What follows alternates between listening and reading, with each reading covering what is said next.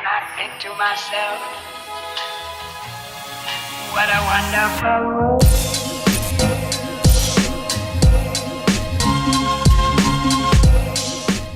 Halo semuanya, selamat datang kembali di Story Film.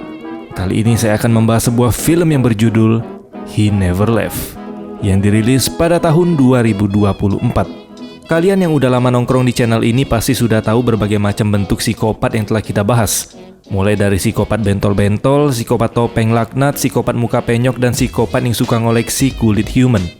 Nah, kali ini kita akan membahas satu varian menu psikopat yang baru, yaitu Paleface, atau psikopat muka pucat.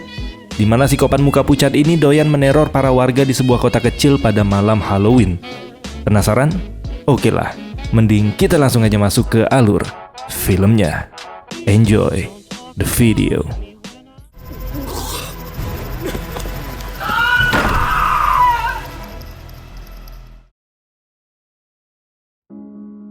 Film diawali dengan aksi pencocolan yang dilakukan oleh psikopat bertopeng terhadap seorang wanita. Meski awalnya wanita tersebut melakukan perlawanan, tapi pada akhirnya dia tetap tewas di tangan psikopat tersebut.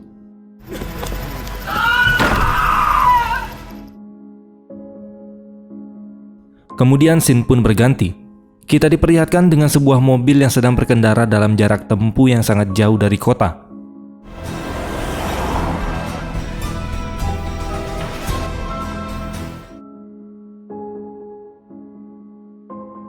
Sesampainya di Skyline Motel, wanita bernama Charlie yang mengendarai mobil tersebut menepi dan langsung melakukan reservasi kamar.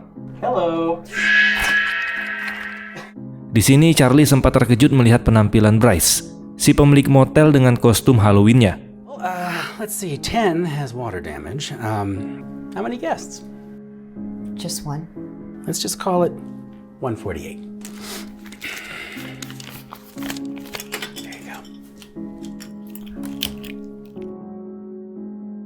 Kemudian Charlie membuka bagasi mobil dan mengeluarkan seseorang pria dari dalam sana, yaitu mantan pacarnya yang bernama Gabriel.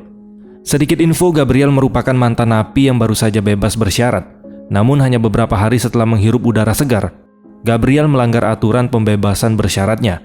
Akibatnya statusnya kini menjadi seorang buronan.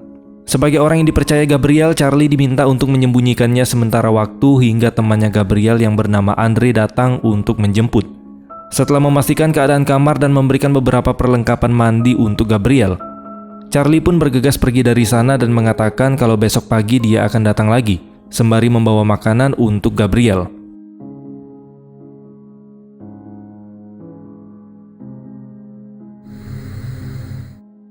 Di saat Gabriel tengah tertidur, tiba-tiba dia dibuat panik karena mendengar suara seseorang dari luar kamarnya.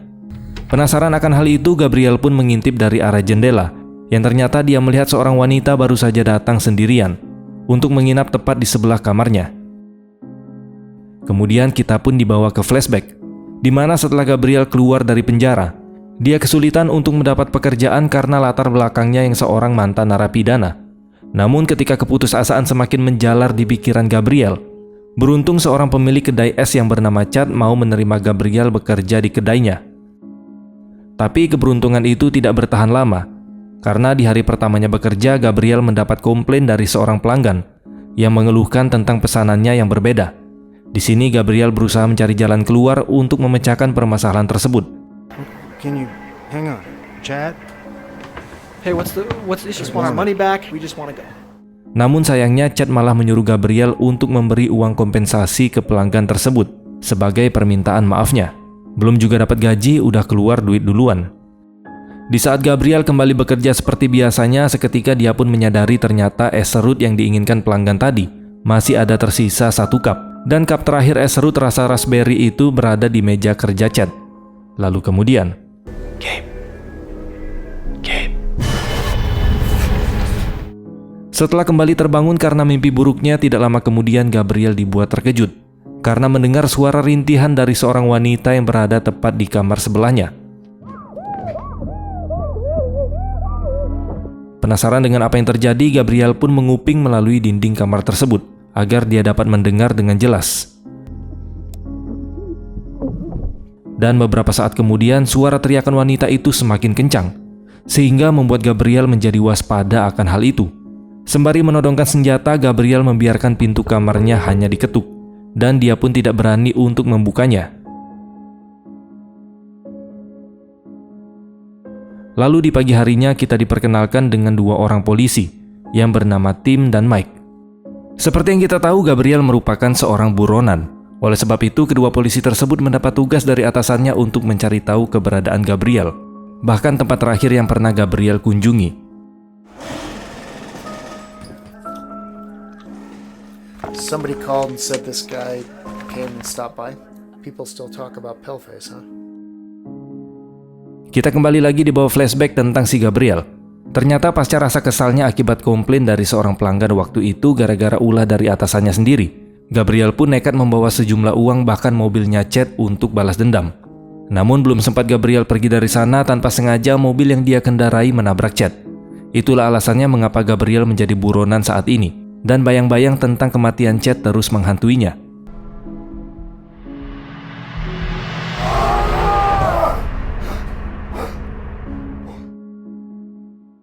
Beberapa saat kemudian, Charlie kembali datang sesuai janjinya untuk membawakan keperluan Gabriel. Di sini dia melihat Gabriel yang begitu ketakutan, sehingga Charlie berusaha menenangkannya agar dia tidak membuat orang di sekitar mereka curiga. Namun Gabriel yang tidak tahan dengan tempat itu seketika meminta kepada Charlie untuk membawanya pergi dari sana. Karena menurut Gabriel, motel itu bukan tempat teraman baginya. Ditambah lagi dia mengeluhkan kepada Charlie tentang teriakan seorang wanita yang berada di sebelah kamarnya. Right here. Okay, and the room next door, I don't know what it was. Mendengar penjelasan Gabriel yang terlihat sangat ketakutan, Charlie pun memutuskan untuk memeriksa ke kamar sebelah.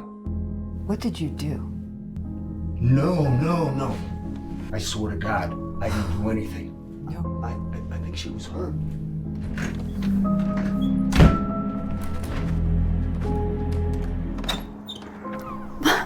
Well, hello. Are you okay? Last night I heard some noises coming from your room. It was not the TV. I wanted to make sure you were okay. Yeah, I'm just fine. Tapi bukannya memberitahu ke Gabriel tentang apa yang terjadi tadi malam di kamar tersebut, Charlie malah memutuskan untuk segera pergi dari sana. Sontak hal itu pun membuat Gabriel jadi tambah panik. Dengan terpaksa, Gabriel pun harus kembali menunggu sendirian di sana, sampai temannya Andre datang menjemput. Di saat Gabriel sedang melihat berita tentang kasus tewasnya Chad, tiba-tiba dia kembali mendengar suara dari kamar sebelah. Rasa keponya tentang hal itu pun kembali bangkit. Hingga tanpa sengaja kaki Gabriel tersangkut kabel lampu meja, yang membuat lampu tersebut pecah. Bersamaan dengan itu, Charlie pun menghubungi Gabriel untuk mengatakan jika dia sudah tidak sanggup lagi membantu Gabriel. Belum sempat Gabriel terkejut dengan perkataan Charlie, tiba-tiba telepon di kamarnya berdering, yang berarti pemilik motel yaitu Bryce sedang menghubungi kamar tersebut. Dengan penuh kepanikan, Gabriel pun meminta Charlie untuk menjawab panggilan dari Bryce, karena setahu Bryce, Charlie lah yang sudah memesan kamar tersebut. Miss Heller, hello? I'm sorry, I was in the shower. Roman wanted me to check on you. Namun ternyata itu bukanlah ide yang bagus. Bryce malah datang ke kamar Gabriel sembari membawa lampu meja yang baru.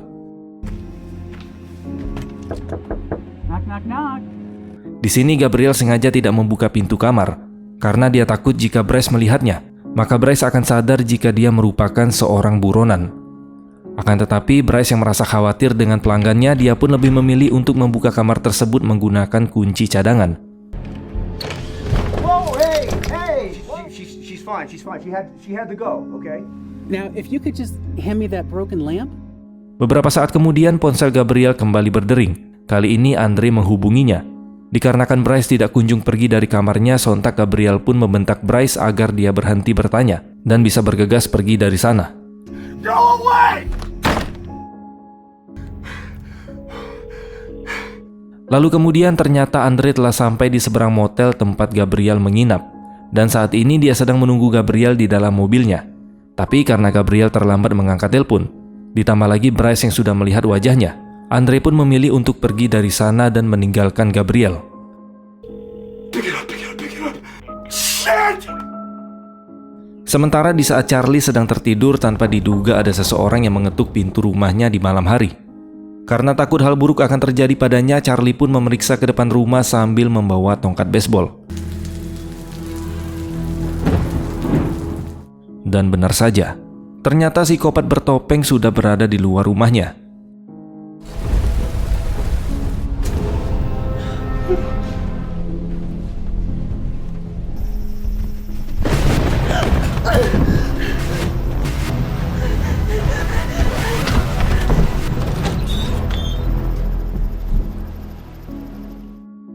Melihat psikopat tersebut berada di kamarnya, Charlie pun menggunakan kesempatan itu untuk menyerang.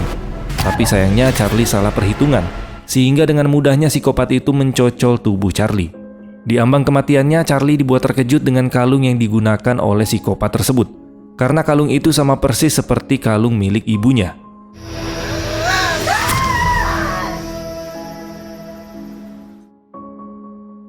Sedangkan Mike dan tim yang merasa jika ada keterkaitan antara mantan Gabriel yaitu si Charlie dan menghilangnya Gabriel saat ini, mereka pun sampai di rumah Charlie untuk menanyakan tentang hal tersebut. Namun sayangnya seperti yang kita tahu, Charlie juga telah menghilang entah kemana. Kemungkinan besar dia dibawa oleh psikopat muka pucat. Di saat tim memeriksa ke dapur rumah, tanpa sengaja dia menemukan kunci kamar motel yang telah dibuang oleh Charlie sebelumnya. Bersamaan dengan itu, Gabriel menerima telepon dari si Andre. Kali ini Andre menegaskan kepada Gabriel jika dirinya akan datang lagi ke motel tepat pukul 8 malam. Tapi jika Gabriel terlambat lagi mengangkat telepon darinya, maka Andre tidak akan pernah kembali lagi untuk menjemputnya. Mendengar perkataan Andre barusan, Gabriel pun bergegas mengemasi barang-barangnya meskipun Andre akan datang 3 jam lagi. Lalu di saat Gabriel mengemasi barang di kamar mandi, tiba-tiba ketika tersadar, tangan dan kaki Gabriel telah diikat oleh seseorang. Dengan bersusah payah, Gabriel mengambil ponselnya untuk meminta bantuan. Namun ponsel orang yang sedang dihubunginya berdering di dekat Gabriel. Dan ternyata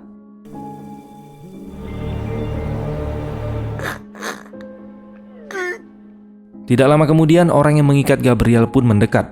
Ternyata itu adalah Bryce, si pemilik motel. Dari sini bisa kita duga, jika sebelumnya Bryce bertanya kepada Gabriel tentang alamat dari rumah Charlie, ternyata tujuan dia menanyakan alamat tersebut agar dia tahu di mana keberadaan Charlie, sehingga dia pun bisa membantai Charlie di sana. Dengan rasa menyesal karena telah melibatkan Charlie di pelariannya, Gabriel tidak bisa berbuat apa-apa di saat melihat Bryce sedang membungkus tubuh Charlie.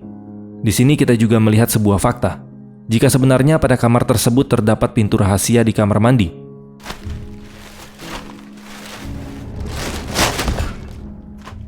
Setelah selesai dengan jasadnya Charlie, Bryce pun mendekati Gabriel karena mendengar ponsel Gabriel terus berdering. Mengetahui itu adalah telepon penting bagi Gabriel, Bryce pun langsung menghancurkan ponsel tersebut. Di sini Bryce telah mengetahui siapa Gabriel sebenarnya. Oleh karena itu, Bryce berkata pada istrinya kalau saat ini dia sedang gabut.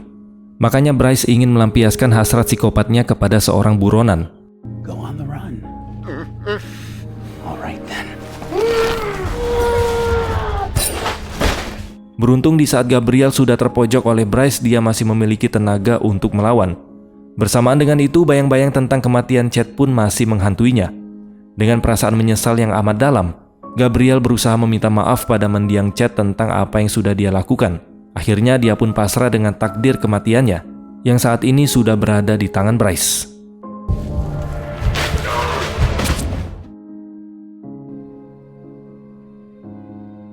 Kemudian Gabriel pun menyadari jika sebenarnya Chad terus datang kepadanya hanya ingin Gabriel merasa menyesal.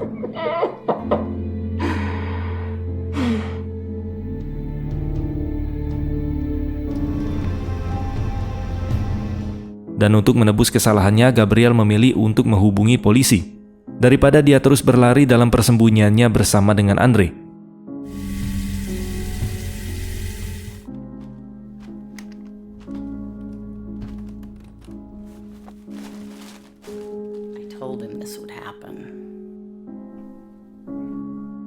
Kemudian plot twist pun terjadi. Rupanya kegaduhan pada malam hari yang didengar oleh Gabriel sebelumnya, semua kejadian itu adalah nyata. Dan adegan pencocolan pada awal film tadi merupakan pembantaian oleh psikopat muka pucat yang dia lakukan tepat di sebelah kamarnya Gabriel.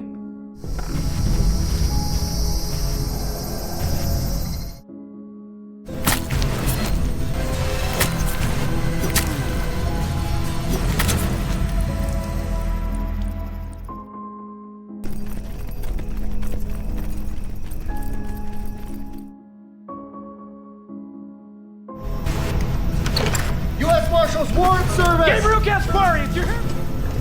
Closet's clear. Shower clear. All clear?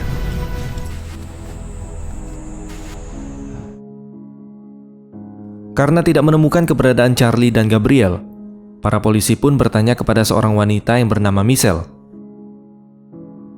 Tapi tentu aja Nyonya Michelle berbohong. Charlie dan Gabriel kan tewas di tangan anaknya.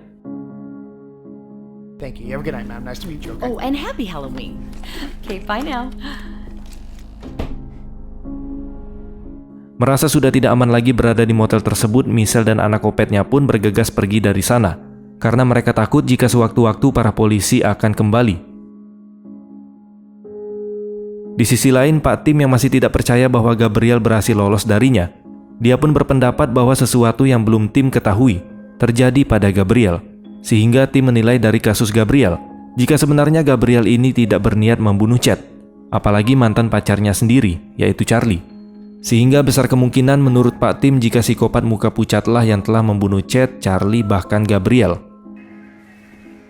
It's the same thing over and over and over again here. Some time goes by, people stop giving a shit until that'd be crazy, right? Lalu scene pun berganti.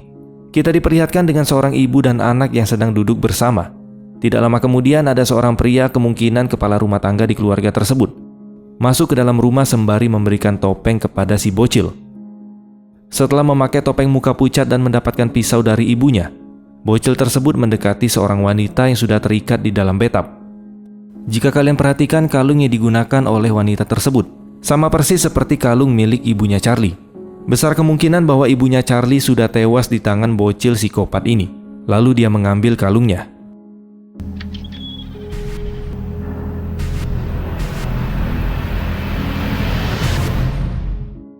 Dan film pun selesai.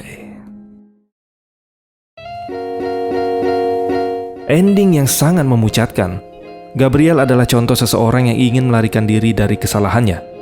Tetapi pada akhirnya dia sadar bahwa bertanggung jawab atas perbuatannya adalah jalan yang lebih baik daripada terus bersembunyi, dan akhirnya dia malah bertemu dengan psikopat yang haus darah. Video ini mengajarkan kita bahwa menghadapi kesalahan dengan jujur lebih baik daripada terus lari dari kenyataan. Anjay. Terima kasih sudah menonton dan sampai jumpa di next video.